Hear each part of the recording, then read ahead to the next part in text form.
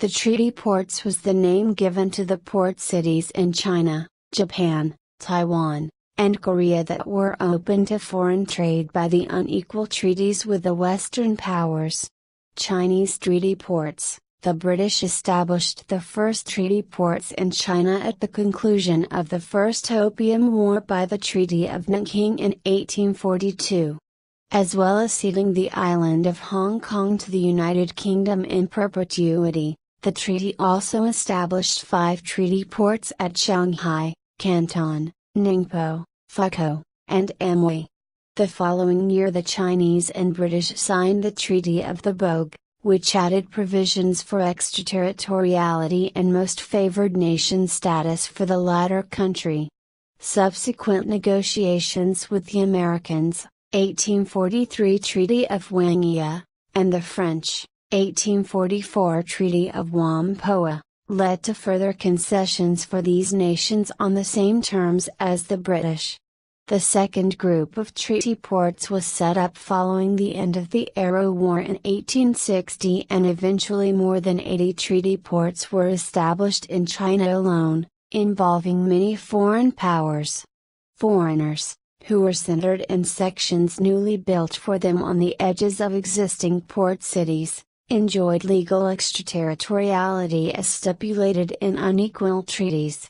Foreign clubs, race courses, and churches were established in major treaty ports. Some of these port areas were directly leased by foreign powers such as in the concessions in China, effectively removing them from the control of local governments. Chinese capitulation treaties. The treaty port system in China lasted approximately 100 years. It began with the 1841 Opium War and ended with the 1941 attack on Pearl Harbor.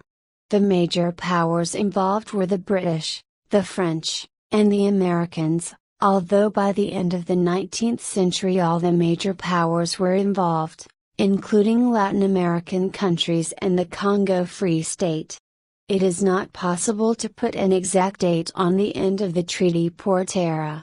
The Russians relinquished their treaty rights in the wake of the Russian Revolution in 1917, and the Germans were forced to concede their treaty rights following their defeat in World War I.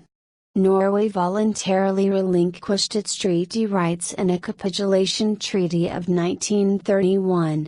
However, the 3 main treaty powers, the British, the Americans, and the French, continued to hold their concessions in extraterritorial jurisdictions until the Second World War.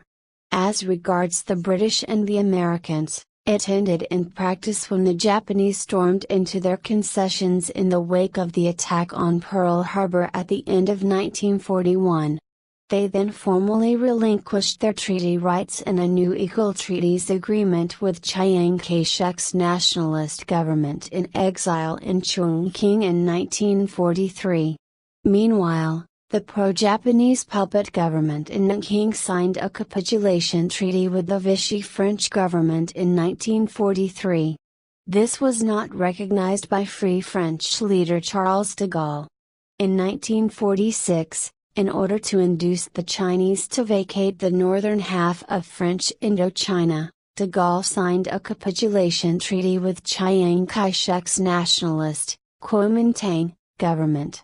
Whatever residues of the treaty port era were left in the late 1940s were ended when the Communists took over China in 1949.